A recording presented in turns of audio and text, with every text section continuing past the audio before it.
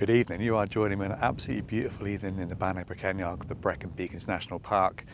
We are back on a little hill just shy of Cadavar, the very sort of southernmost end of the Brecon Beacons National Park. It's a lovely evening. It's quite chilly, just catching the sunset. It's gone 9 o'clock now, so the sun is very much on its way down behind some of the distant central Brecon Beacons mountains. Now, I'm aware that the last couple of little camps I've done have been in some quite expensive bivvies, so I thought I would rectify that this evening by taking out a little favourite of mine, the OEX Salamanda Pro Bivi. Now, it is a little bit different to the previous two I've used. This is a clamshell entry bivy, and it's not the smallest or the lightest in terms of pack size, but it's not too bad. I mean, it crushes down pretty well. And there's still plenty of give in the material, so you could crush it down into a much smaller dry bag or compression bag and get it slightly smaller. I'll pop the weight on screen now. It's not particularly lightweight. It's not too far from really the weight of like the OEX Fox 1, one of the EV or the original smaller versions. So yeah, if you're in Go Outdoors and you've got the choice between this and like the OEX Fox 1, there's a bit of a choice to be had because they're a very different setup, very different sleeping areas, but pretty similar on price and weight. Now, in terms of price, it is, if you've got a Go Outdoors membership card, £115 new, although you can often find it on sale for significantly less than that. Now, £115, you probably think, well, that's not very cheap, that's not too far off 170 quid, £140 you paid used for the back half tent. Well, used, this little bivvy is an absolute bargain. I think I picked it up for like 25 or 30 quid, I can't remember exactly now. I'll pop up on screen when I've gone back through my videos and looked it up. But I've seen these regularly go for between 25 and 40 pounds all the time in immaculate condition, because this is the kind of shelter people buy. They love the idea of it, they love the idea of the simple setup, the really compact footprint, but they have one night in it and realise actually it's a terrible idea and really not for them, so they sell it on. And for some reason, this little Bush Pro Salamander Bivi does not hold its value, and it's extremely cheap to pick up. So I'm sure I got mine for like £35 or less. It might have even been £25. I'll put it on screen. But yeah, very little money, and I regularly see them go for that price. So this is very much one of the cheapest, strongest little bivvies you can find. Now, as I said, it is a clamshell design, which is not ideal for some people, but it is quite a traditional bivvy style. And as I said in my last video, when I was camping in the Back Heads Up Pro Bivi, I think if you just think of bivvies sometimes as just a really quick overnight fair weather shelter, then to be honest, whether it's side entry or clamshell, makes no real difference if you're not using it in rain. Being a clamshell design, you are going to have the one pole at the head end, but this has also got a couple of micro sort of poles sewn in to the bottom at each corner, so you can see them there. They're going to give the bivvy some shape and some height at the foot end, and it also means there's a little vent as well. So this is quite a structured bivvy. It's quite a solid piece of kit, so it's not your kind of just bivvy bag. It's definitely a lot more to it than that, and you can see it's got a vent at the bottom as well. But it is going to be single skin, very easy to pitch, but suffering from all the same things as single skin tents do, condensation and all the rest of it. Now, very simple to peg out. There's this little sort of pegging out point stroke sort of semi-guy line of the small little pole section there. So get that nice and tense. And there's just two more pegging out points at the top. And we have got one single little aluminium pole. So again, not an ultralight one where you get like a plastic little pole, a proper little aluminium pre-bent pole, which is going to just slip in nice and easily, hopefully, into this sleeve. And then there's two more pegging out points here, and a little very nice lightweight aluminium clip for the pole to go into.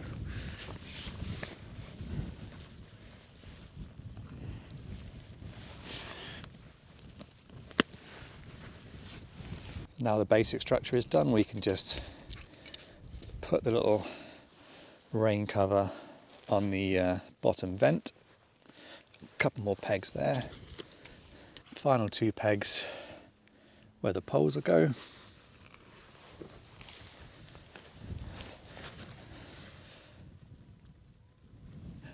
And we are done. So as you can see, what you get for a bit of extra weight and a slightly bigger pack size is a pretty substantial bivvy. It's got really decent height at this pole end, although it does obviously slant down to where your head's going to be, but you're going to find that when you're actually trying to move around in the bivvy, you can actually lift your head and be right in the sort of highest point, so that is quite helpful. I could try and pitch a bit better, get a little bit more taut, but it is going to be lifted off most of your legs and sleeping bag, but obviously you are still going to get quite a lot of contact by the time you've got a sleep mat and a sleeping bag in there. It's going to be touching the top material and probably realistically blocking the bottom vent pretty much, so you're not going to get an amazing amount of airflow. But obviously if I'm treating bivvies just as fair weather shelters on nice evenings, then you're probably going to sleep with the outer layer up like that and have great views all night, stargazing views, and plenty of airflow.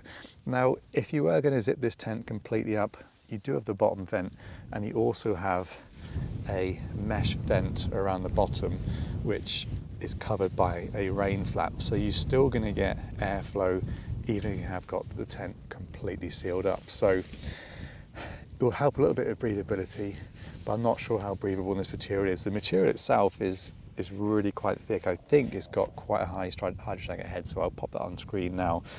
But yeah, it is a pretty cool bit of kit. It is pretty solid, and to be honest, the interior space is probably not a million miles away from the Fox One, which obviously is a bit more complicated, but I was 2 layers in a pitch first and stuff, so it can take a bit longer than this one here. This is pretty easy to pitch really, like if you just quickly go around it, not filming it like I am, it is pretty quick to pitch and get in out of any kind of bad weather. But again, I really don't fancy using bivvies in bad weather just because I know I cannot just stay in a bivvy all night. I've got to get out for a wee at some point, and that's where the idea of a bivvy for me all goes wrong. Like on my previous video, the Heads Up Pro, we are using my Unigear Campy Pre-Free sleep mat, which is the biggest sleep mat I own, so it should squeeze nicely and fill up all the space inside the Salamanda Bivi, and then we'll see what space we've got left for my gear again. So can I get my camera in and my sort of valuables and my electronics and stuff? Will that fit better in here than it did in the Heads Up Pro?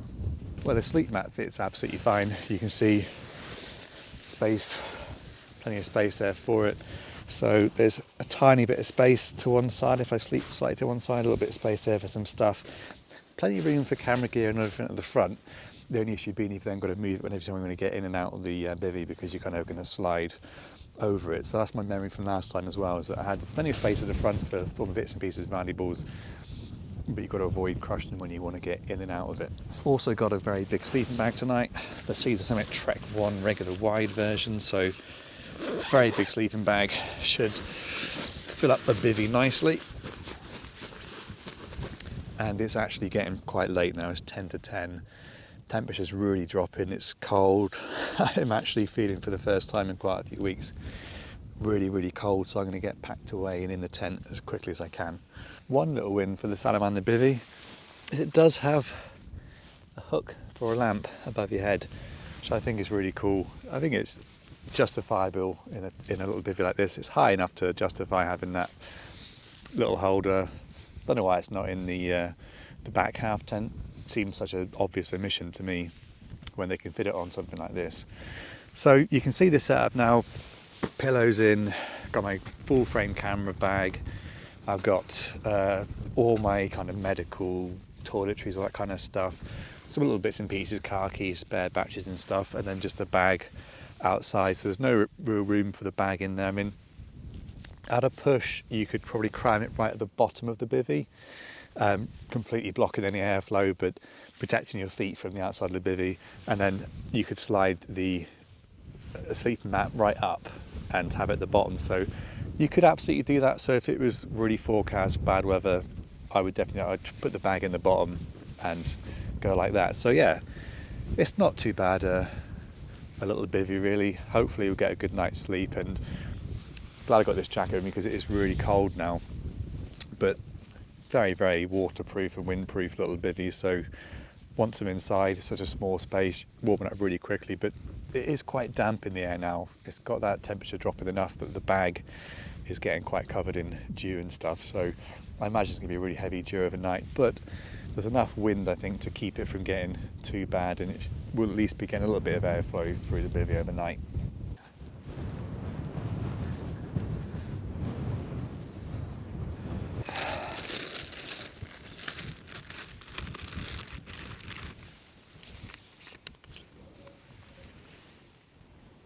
Well, the moon is out. The sun has well and truly set. It's very cold.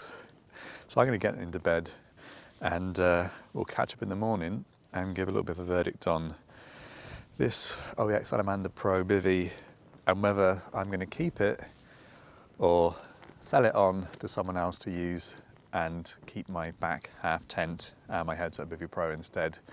And we're not done with bivvies. There'll be another video coming soon in a completely different type of bivvy as well. I'm trying to use all my gear. I'm going to try and sell it as much as I can. So again, if you're interested in any of my gear, just drop me a comment or message me via the website, thewalkingked.co.uk, or even Instagram, and I'm sure we can work something out.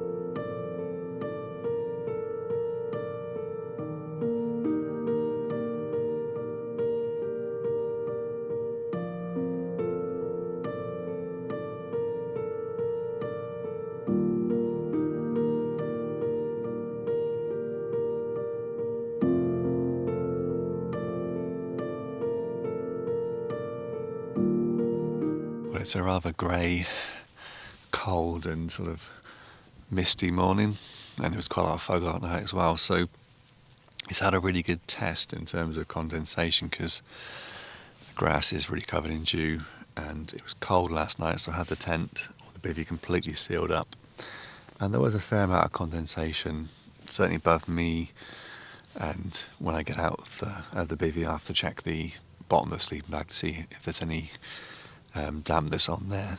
Now, this material is really sort of solid, blocks a lot of light, so actually once you've got it zipped up, it's really dark inside and stays dark.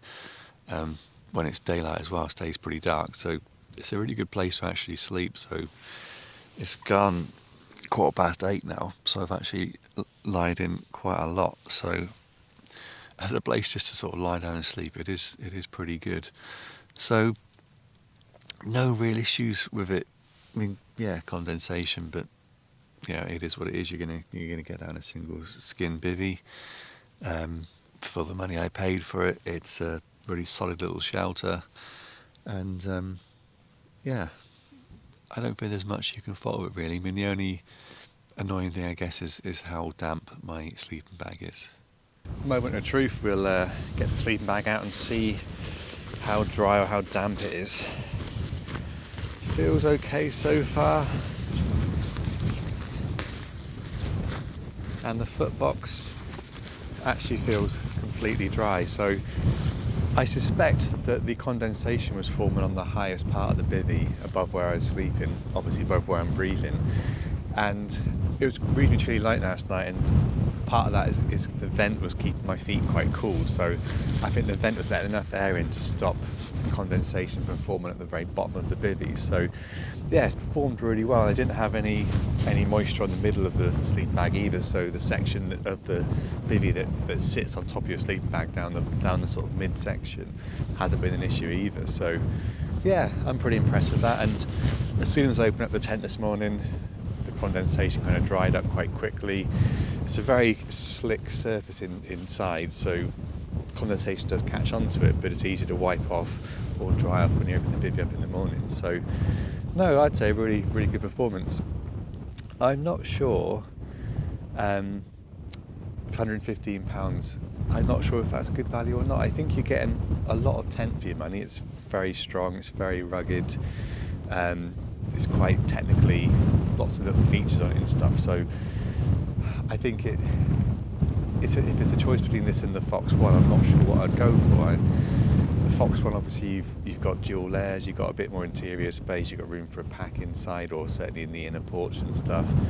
But the footprint of this, the ease of setting it up, the fact that it is still got quite a lot of structure as well, and it's got a really nice bathtub, the little mini poles on the corners really help give it a proper bathtub as well. So it's kind of like half bivvy, half small tent really. So I don't know, but if I was looking used, less than 40 quid, this is a really solid bivvy to pick up. So if you've never tried a bivvy before and you want to dip your toes in the water, I think this is a very good one to start with, because you can pick it up used very cheap, and I suspect mine will be selling used very cheap shortly, because I just can't justify keeping all these various things, and I think I would go with a different bivvy. If I'm just going on a nice fair weather overnight, I'd probably use the Heads Up Pro, and if I was expecting bad weather, I'd use the half tent. I wouldn't want to use something like this where I can't get my packing with me. So I'm going to get packed away now. I've cooked myself some porridge. It's just cooling down now, so I'll have that in a minute. But whilst I'm waiting for that to cool down, I may as well pack away. Really misty start to the day, but it's clearing up now, so I've got the day off work to go for a hike somewhere, go for a wander around, explore some new areas maybe. But yeah, let's get packed away. One other comment I will make is that this material, it is really robust and thick. So yes, it does keep it very dark inside, but it also meant, because it's quite windy up here, occasionally it almost like it would sort of slap against you and stuff, and it was really loud, so catches a bit of wind and is really loud because it's just so thick and dense. So that's something worth bearing in mind, that it's extremely rugged little thing, but it was particularly noisy at some points when the wind was catching a certain direction. But having said that, I mean, I did have a really good lie in, so clearly it didn't bother me enough to not have a really good lie in this morning. Straightforward to pack away. I just rolled it around the single pole to get it back into the bag, and it went back in there reasonably okay, but you can see it's a bit uneven, a lot of space to there and quite tight here.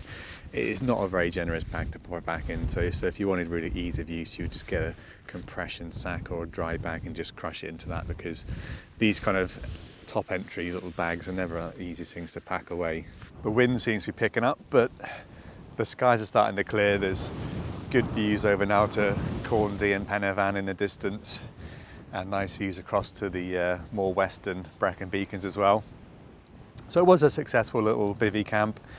It is a good little bivvy, like I said, if you get it used for less than 40 quid, it's really, really good value for money. It's a really strong, sturdy, tough little piece of kit. Obviously, throughout the video, I've put up some of the various stats about sizes and high straight heads and stuff. I didn't want to get too technical in this video. I just wanted to give you a little camp out in it and a kind of practical look at what it's like to overnight in. Again, I would not fancy using this in really bad weather, because when it's dry like this, even though it's quite windy, you can pack away really easily. You don't need to be trying to pack away inside the bivvy, which would be an absolute nightmare. So for fair weather camping, this is a really great little thing. And if you can survive a night in a bivvy without having to get up for a couple of wees, then I'm sure it will keep you really, really waterproof. The material is incredibly durable. Anyway, I'm packed away now. I'm going to go off for a walk somewhere.